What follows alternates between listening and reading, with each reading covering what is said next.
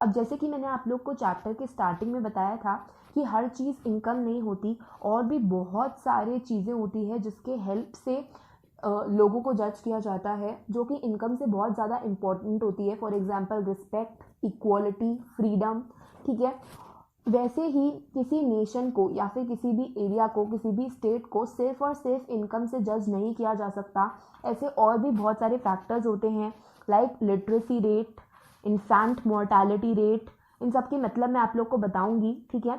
Literacy rate, infant mortality rate, health care, ठीक है। ये और भी कुछ बहुत ज़्यादा इंपॉर्टेंट क्राइटेरिया होते हैं जिनके हेल्प से अलग अलग कंट्रीज़ को जज किया जाता है, ओके। जिसके बारे में आप लोग की बुक में अभी बताया गया है। उसके बाद आप लोग की बुक में कुछ पब्लिक फैसिलिटीज़ के बारे में भी बताया गया है, okay. Now comes other criteria, okay. आप लोग की बुक में इस चीज़ को एक एग्जाम्पल के साथ समझाया गया है। 2013-14 में महाराष्ट्र की जो पर कैपिटा इनकम थी वो केरला से बहुत ज़्यादा थी, ठीक है। बट आप लोग की बुक में एग्जाम्पल्स के साथ समझाया गया है कि ऑल्दो महाराष्ट्र की पर कैपिटा इनकम केरला से ज़्यादा थी, बट केरला के अंदर ऐसे बहुत सारे फैक्टर्स थे, that is literacy rate, infant mortality rate, net attendance ratio, ठीक है। वो ऐसे कुछ फैक्टर्स थे लाइक हेल्थ, एजुकेशन, जिसके अंदर केरला महाराष्ट्र से बहुत आगे जाता है, और महाराष्ट्र के अंदर ये बेसिक चीज़ें नहीं प्रेजेंट है। For example education, health care, ठीक है। ये सब चीज़ों में महाराष्ट्र लैग करता है और केरला इन सब चीज़ों में बहुत आगे निकल चुका है। आप लोग की बुक में इन सब चीज़ों को एग्जाम्पल की हेल्प से समझाया गया है।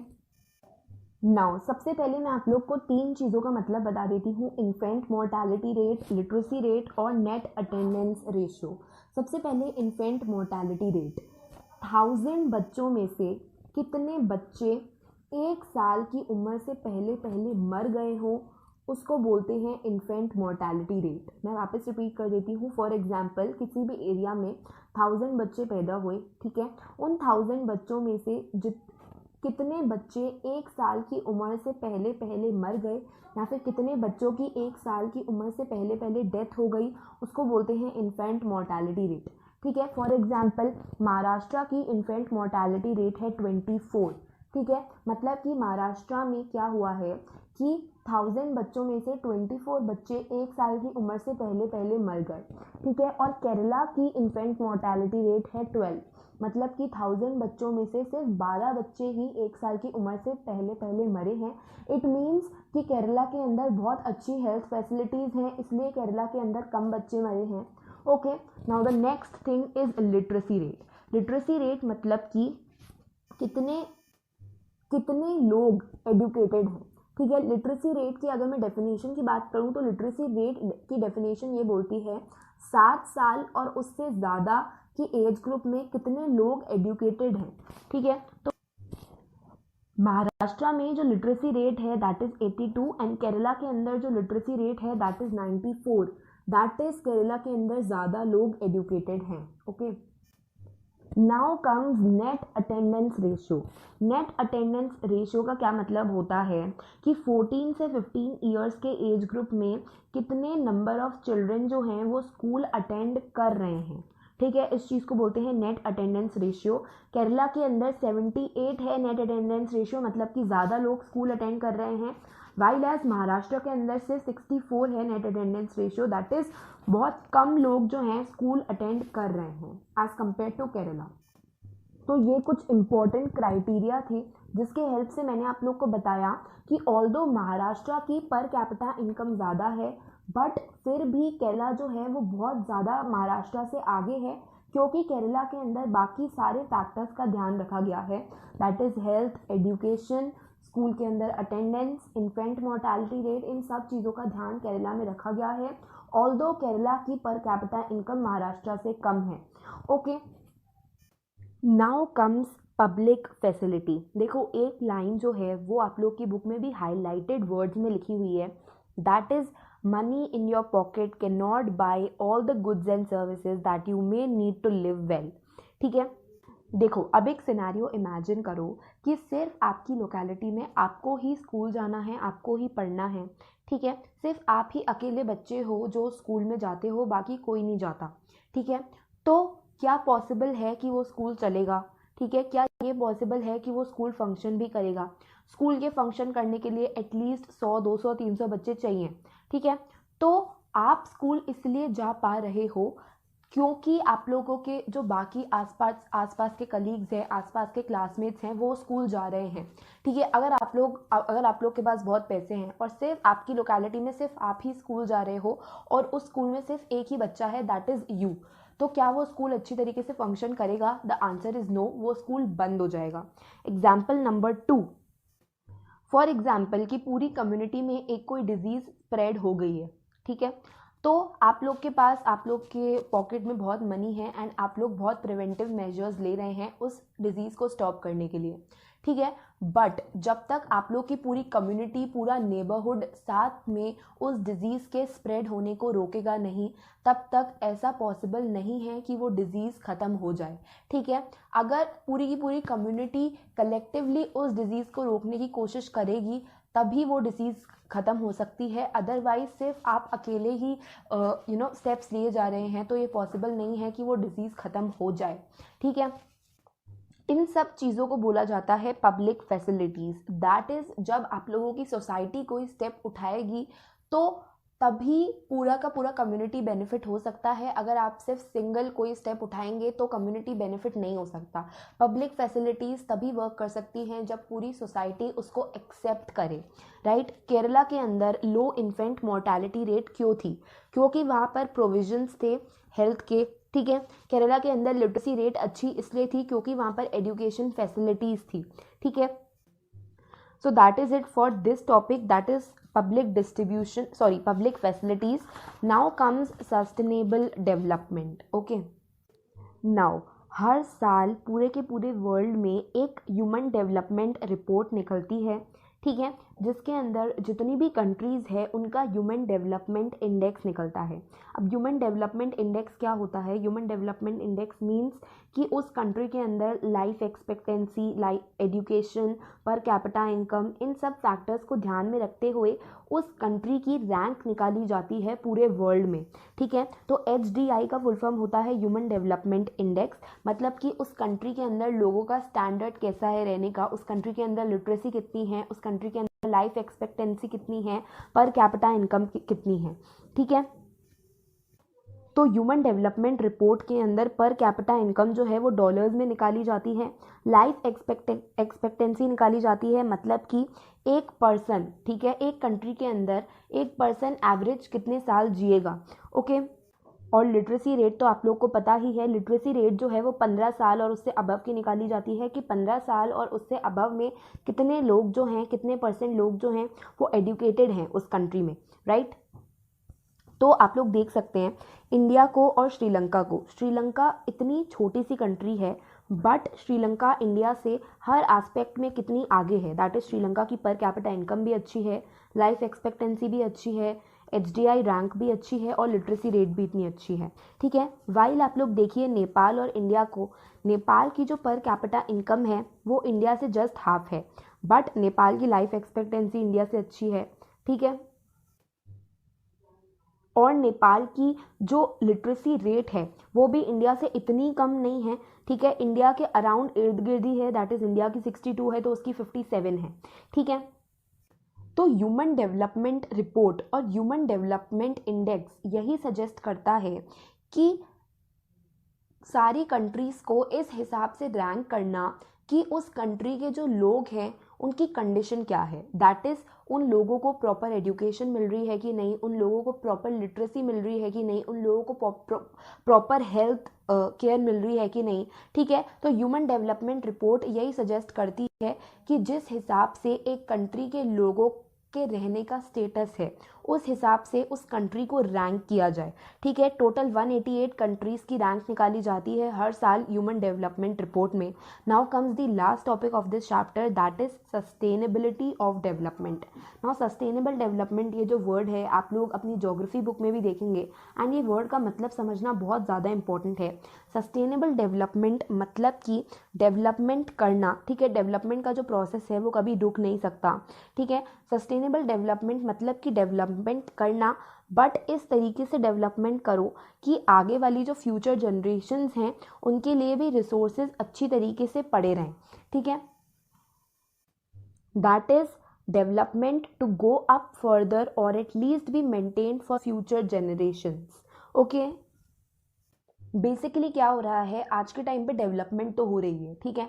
फॉर एग्जांपल बहुत बड़ी बड़ी इंडस्ट्रीज़ बन रही हैं, बहुत घर बन रहे हैं, ठीक है, बहुत बड़ी बड़ी बिल्डिंग्स बन रही हैं, बट वो सब फॉरेस्ट को काट के, ठीक है। इसका मतलब क्या हुआ कि डेवलपमेंट तो हुई बट वो सस्टेनेबल डेवलपमेंट नहीं है, क्योंकि सस्टेनेबल डेवलपमेंट में ये मेक श्योर किया जाता है कि डेवलपमेंट तो हो, ठीक है, बट डेवलपमेंट ऐसी हो कि वो नेचुरल रिसोर्सेज को हार्म ना करे और फ्यूचर जनरेशन्स की नीड्स को रिस्पेक्ट करते हुए वो डेवलपमेंट हो, क्योंकि जो नेचुरल रिसोर्सेज अभी अपने डेवलपमेंट के लिए काटे जा रहे हैं वो बाद में नेक्स्ट जनरेशन्स को काम आएंगे, ठीक है। तो इस तरीके से डेवलपमेंट करनी चाहिए ताकि किसी नेचुरल रिसोर्सेज को हार्म ना हो और वो नेचुरल रिसोर्सेज आगे फ्यूचर जनरेशन्स को काम आए, ओके। नाउ आप लोग की बुक में 2 एग्जाम्पल्स दिए हुए हैं, दैट इज ग्राउंड वाटर और ऑयल से रिलेटेड एग्जाम्पल दिया हुआ है। Example number 1 that is ground water in India. Recent evidence suggest करता है कि इंडिया के अंदर 300 डिस्ट्रिक्ट के अंदर ग्राउंड वाटर जो है वो ओवर यूज़ हो रहा है और ग्राउंड वाटर जो है वो 4 मीटर से डिक्लाइन हो चुका है। इंडिया के अंदर 1/3 ऑफ द रीजन जो है उसके अंदर ग्राउंड वाटर रिजर्व का ओवर यूज़ हो रहा है।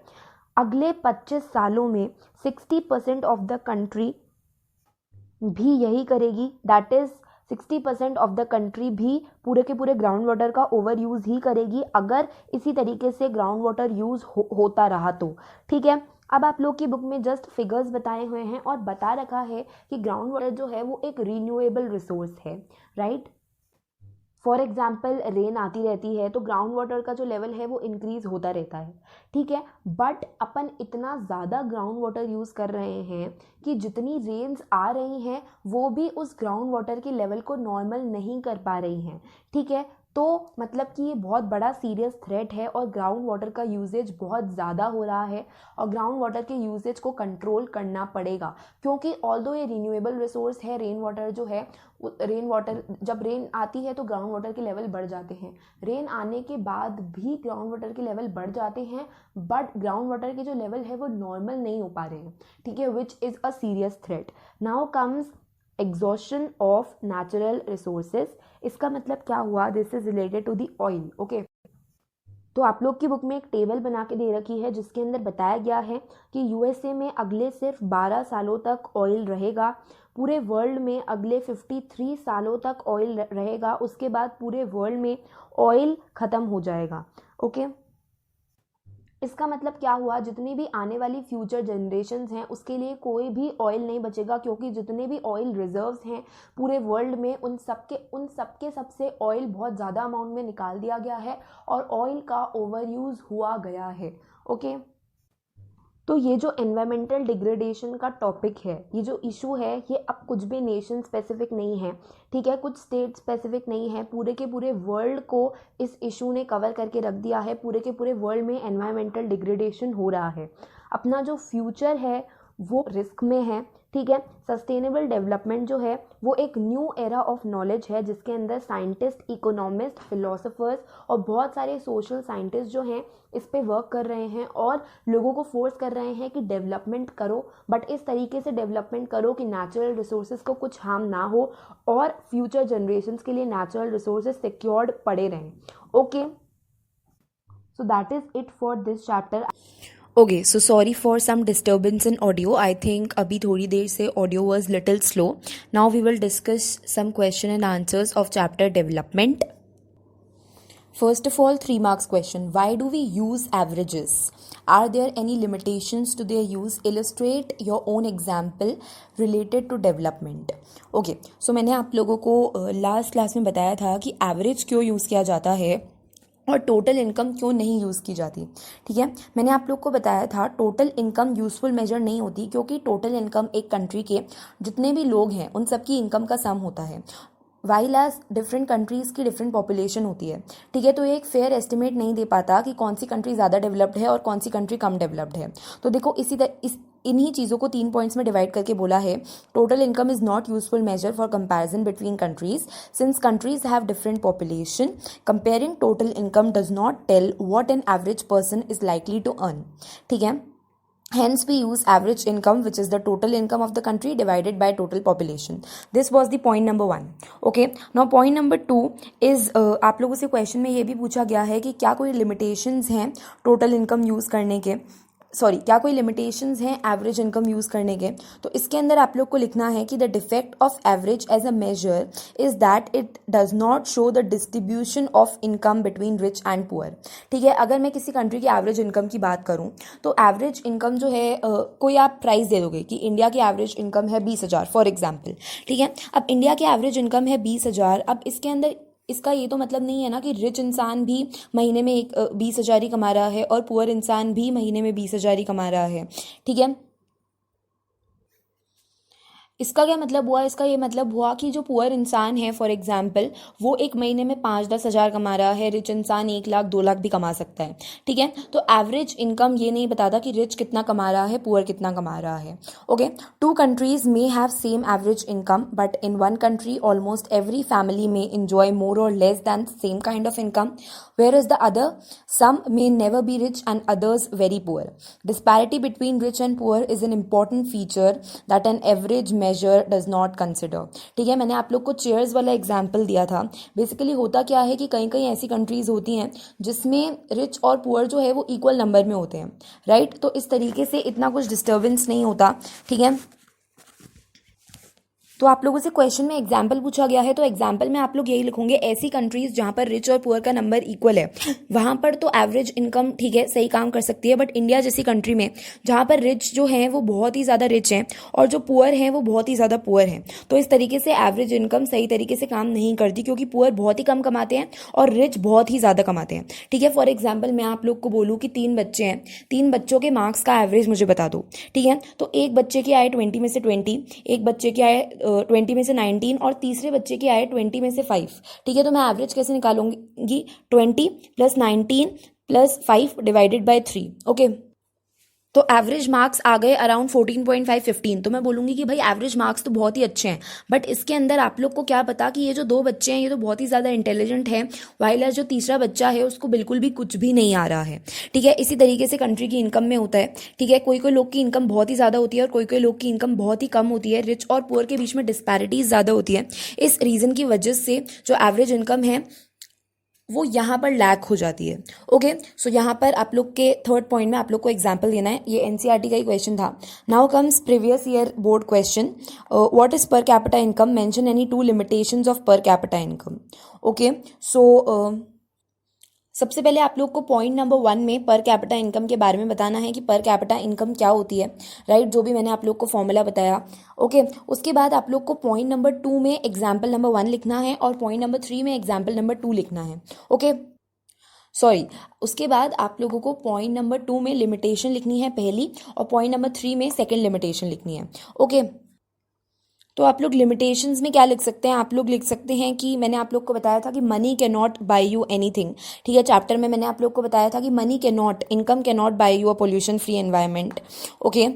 Income can not buy you unadulterated medicine, मतलब कि अगर आप लोग ज़्यादा कमा रहे हैं तो इसका मतलब ये नहीं है कि मेडिसिन में जो मिलावट होती है उससे आप लोग बच सकें, ठीक है। तो इस तरीके की लिमिटेशंस आप लोग को लिखनी है, okay. Now the next question, ये भी एनसीईआरटी का क्वेश्चन है, Kerala with a low per capita income has better human development ranking than Punjab, hence per capita income is not useful criteria and should not be used to compare states, do you agree, okay। so आप लोग को इसके answer में लिखना है कि per capita income is not useful criteria at all to measure human development ranking। मैंने आप लोग को human development ranking के बारे में बताया था, तो human development ranking जो है वो केरला की पंजाब से ज़्यादा है, मतलब केरला में लिटरेसी रेट ज़्यादा है, इन्फेंट मोर्टालिटी रेट कम है, केरला ज़्यादा डेवलप्ड है, बट फिर भी केरला की पर कैपिटा इनकम इतनी अच्छी नहीं है। तो ह्यूमन डेवलपमेंट रैंकिंग जो है एक स्टेट की that is very very important. ठीक है, हाई पर कैपिटा इनकम ये मेक श्योर नहीं करती है कि उस कंट्री में बाकी सारी फैसिलिटीज़ इजीली मिल रही हो। ठीक है, फॉर एग्जांपल किसी कंट्री की हाई हाई पर कैपिटा इनकम हो, ठीक है, बट वहाँ पर लिटरेसी रेट बहुत कम हो, इन्फेंट मॉर्टैलिटी रेट बहुत ज़्यादा हो, नेट अटेंडेंस रेशियो बहुत कम हो, ठीक है, बहुत कम बच्चे स्कूल अटेंड कर रहे हों, बहुत ज़्यादा बच्चे मर रहे हों, ठीक है, बहुत कम लिटरेसी रेट हो, और पर कैपिटा इनकम बहुत ज़्यादा हो। ठीक है, सो यहाँ पर कुछ बेनिफिट नहीं होगा। तो आप लोग को लिखना है कि money can not buy you everything.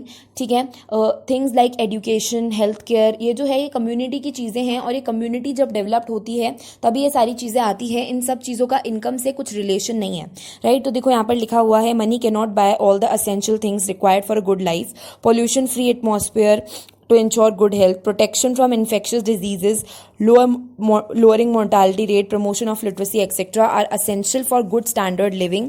In order to achieve these, joint efforts have to be made by all the members of the community, be it rich, poor.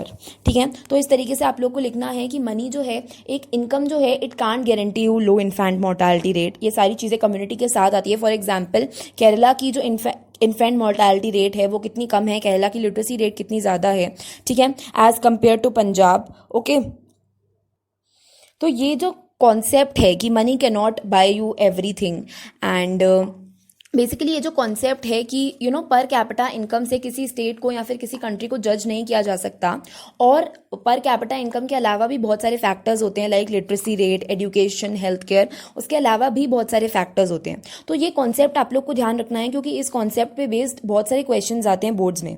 ठीक है, फॉर एग्जाम्पल ये क्वेश्चन देखिए, money can not buy all the goods and services to live well, do you agree with this statement? तो आप लोग लिखेंगे yes we agree with this statement. ठीक है, per capita income is not only the criteria to जज the countries, there are lot of other criteria. ठीक है, for example money can not buy a pollution free environment, okay, it can not protect us from infectious diseases. For example अभी corona virus चल रहा है, ठीक है, बड़ी से बड़ी countries, for example US is also suffering. ठीक है, उनके पास कितना पैसा है, उसके बाद भी they are suffering. So money can not buy us everything. Okay, money can not assure the medicine available in the market are not adulterate. Adulterate मतलब कि मैंने आप लोग को बताया था कि मनी से आप ये इंश्योर नहीं कर सकते कि मार्केट में जो मेडिसिन है उसके अंदर कोई मिलावट ना हो। Okay, so to live well one needs non-material factors such as equal treatment, freedom, security, equal opportunity, a pollution-free environment, good and safe working conditions, etc.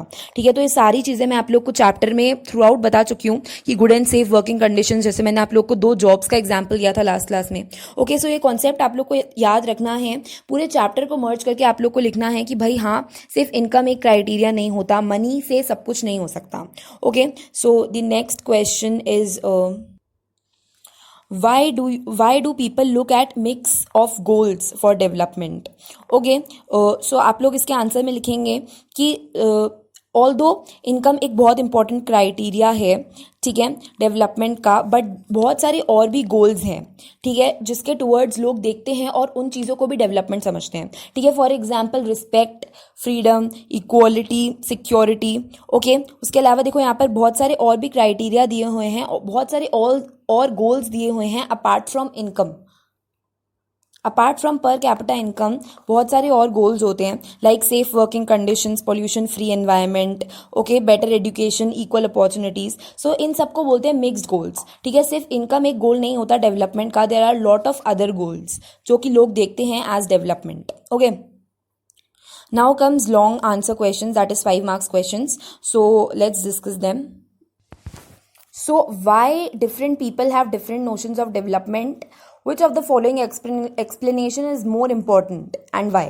ठीक है, तो आप लोग को बताना है कि अलग अलग लोगों के अलग अलग नोशंस क्यों होते हैं डेवलपमेंट में। जैसे कि मैंने आप लोग को बताया था कि इंडस्ट्रियलिस्ट के लिए डेवलपमेंट कुछ और है, फार्मर के लिए डेवलपमेंट कुछ और है, जो नर्मदा वैली पे आदिवासी रह रहा है उसके लिए डेवलपमेंट कुछ और है। तो सब लोगों के अलग अलग नोशंस क्यों होते हैं रिलेटेड टू डेवलपमेंट, इसका करेक्ट एक्सप्लेनेशन क्या है? बिकॉज पीपल आर डिफरेंट, या फिर because life situations of people are different. ठीक है, तो ऐसा है कि लोगों की लाइफ सिचुएशन डिफरेंट है। ठीक है, सब अलग अलग ऑक्यूपेशन में एंगेज्ड हैं, सब अलग अलग कैटेगरी के लोग हैं, उनके सब अलग अलग एस्पिरेशंस हैं, अलग अलग डिजायर्स हैं। ठीक है, उनके प्रोफेशनल्स अलग अलग हैं, जिस सोसाइटी में वो लोग रहते हैं वो चीज़ें अलग अलग है, वो अलग अलग टाइप के काम करते हैं और उनकी इनकम्स भी अलग अलग हैं, ठीक है। सो इस तरीके से डिफरेंट लोगों के बीच में कॉन्फ्लिक्टिंग डेवलपमेंट गोल्स हो सकते हैं। What may be the development of other may not be the development what may be the development for one may not be the development for another, it may be even destructive for another. तो यहाँ पर आप लोग Narmada valley का case का example दे सकते हैं कि डैम बनाना is the development for industrialist but it's the destruction for the people living there, ठीक है। तो इस तरीके से आप लोग को इसको एक्सप्लेन करना है, ठीक है। देखो यहाँ पर लिखा भी हुआ है, ओके। सेकंड एग्जांपल दिया हुआ है कि the inhabitants of Nandigram in West Bengal are mainly agriculturalist and their aspirations are to see development in the field of agriculture, whereas to some it may appear the industrialist advancement is more necessary for national development, okay। so यहाँ पर क्या mention किया गया है कि जो छोटे छोटे फार्मर्स हैं जो एग्रीकल्चर करते हैं वो चाहते हैं कि एग्रीकल्चरल फील्ड में ज़्यादा से ज़्यादा डेवलपमेंट हो और इंडस्ट्रियल फील्ड में कम डेवलपमेंट हो, ठीक है। जो गवर्नमेंट है उसके जो लॉज हैं वो एग्रीकल्चरल लेबरर्स और फार्मर्स के फेवर में होने चाहिए, ओके। सो यहाँ पर this is the 5 marks question. तो आप लोगों को देखो पॉइंट नंबर 1 तो ये लिखना है the correct explanation is because life situations of people are different, this is point number 2, ठीक है। उसके बाद आप लोग को एट टाइम्स यहाँ से पॉइंट नंबर 3 लिखना है, this is point number 4 and this is point number 5। इस तरीके से 5 पॉइंट्स में क्वेश्चन को डिवाइड करके आंसर को डिवाइड करके लिखना है।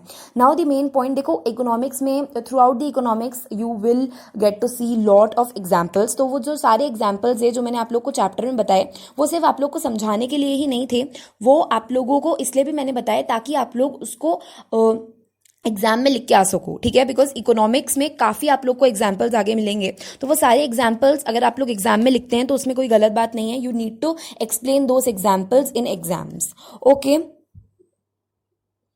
Explain any 5 fields other than income where development is needed, ठीक है। इनकम के अलावा कोई 5 फील्ड जहां पर डेवलपमेंट नीडेड है। सबसे पहले तो देखो यहाँ पर 5 पॉइंट्स में डिवाइड करके आंसर लिखा गया है। सबसे पहले एजुकेशन, एजुकेशन में डेवलपमेंट रिक्वायर्ड है कि गर्ल्स को एजुकेशन मिलनी चाहिए, ठीक है। और जितने भी लोग जो हैं जो रूरल एरियाज में रहते हैं उनको एजुकेशन का एक्सेस होना चाहिए, ठीक है। यहाँ पर आप लोग ऑनलाइन एजुकेशन का भी पॉइंट लिख सकते हैं कि क्योंकि नाउ डेज, ठीक है, ऑनलाइन एजुकेशन बहुत बढ़ रही है, तो every one including the people in rural areas should have education should have access to the online education, okay। point number 2 health, basic health care facilities का सबको एक्सेस होना चाहिए, okay। गवर्नमेंट हॉस्पिटल्स बनने चाहिए, क्लिनिक्स बनने चाहिए, dispensaries बननी चाहिए रूरल एरियाज में ताकि लोग बेनिफिट हो सकें। उसके अलावा अनअडल्ट्रेड मेडिसिन बननी चाहिए, अनअडल्ट्रेड मेडिसिन मतलब कि बिना मिलावट की मेडिसिन बननी चाहिए, ओके। न्यूट्रिशन, न्यूट्रिशन जैसे कि मैंने आप लोगों को आई थिंक इस चैप्टर में तो नहीं, 9th क्लास की इकोनॉमिक्स के चैप्टर में आप लोगों ने पढ़ा होगा कि nutrition is very very important and India के जो लोग हैं बहुत सारे वो मैल नरिश्ड हैं, ठीक है, वो ढंग से खाना नहीं खाते हैं एंड पॉवर्टी की वजह से मर जाते हैं। All of that you have studied in class 9th economics. तो यहाँ पर आप लोग लिख सकते हैं कि पब्लिक डिस्ट्रीब्यूशन सिस्टम जो है वो लागू कर देना चाहिए ताकि मैक्सिमम लोग जो है वो बेनिफिट हो सके, right. Next is transportation, public transportation पे इन्वेस्ट करना चाहिए गवर्नमेंट को, ठीक है। Next is electricity. So income के अलावा ये 5 फैक्टर्स हैं जिसपे गवर्नमेंट को इन्वेस्ट करना चाहिए और ये 5 फैक्टर्स हैं that are very very important for development, ठीक है। अगर एजुकेशन इंक्रीज होगा तो डेवलपमेंट बढ़ेगी, हेल्थ केयर इंक्रीज होगा तो डेवलपमेंट बढ़ेगा, ठीक है। न्यूट्रिशन, ट्रांसपोर्टेशन, इलेक्ट्रिसिटी ये सब इंप्रूव होगा तो भी डेवलपमेंट बढ़ेगा, okay. Okay, so that is it for today's class and please make sure कि आप लोग एनसीईआरटी के सारे क्वेश्चन आंसर्स कर लें बिकॉज एज मैंने आप लोग को ज्योग्राफी में भी बताया था कि एनसीईआरटी में काफ़ी अच्छे क्वेश्चंस दिए हुए हैं पीछे और प्लीज़ मेक श्योर कि आप लोग सारे ट्राई कर लें एंड उनका आंसर ढूंढने की कोशिश करें in the form of points. जो भी इंपॉर्टेंट कॉन्सेप्ट्स थे, ठीक है, वो मैंने आप लोग को बता दिए क्वेश्चन एंड आंसर्स में जो मैंने अभी डिस्कस करे। सो प्लीज़ मेक श्योर कि आप लोग एनसीईआरटी एक बार ट्राई कर लें and please make sure to read this chapter from NCERT and now again we will start with democratic politics. That's because democratic politics मैं इसलिए स्टार्ट कर रही हूँ क्योंकि देखो हिस्ट्री में देर आर ओनली 4 चैप्टर्स, तो जब we will complete 1 round of all that is मैं चाहती हूँ कि इकोनॉमिक्स में 3-4 चैप्टर्स हो जाएं, ज्योग्राफी में 3-4 चैप्टर्स हो जाएं एंड डीबी में 3-4 चैप्टर्स हो जाएं, उसके बाद अपन हिस्ट्री स्टार्ट करेंगे। So history will start late and In next class we will start the next chapter of DP, that is I think gender, religion and caste. So yeah, उससे पहले please make sure कि आप लोग के 4 chapters बहुत ढंग से prepared हों, ठीक है. Resources and development, federalism, power sharing and development. Okay, so in next class we will start gender, religion and caste. Thank you and have a nice day. Bye.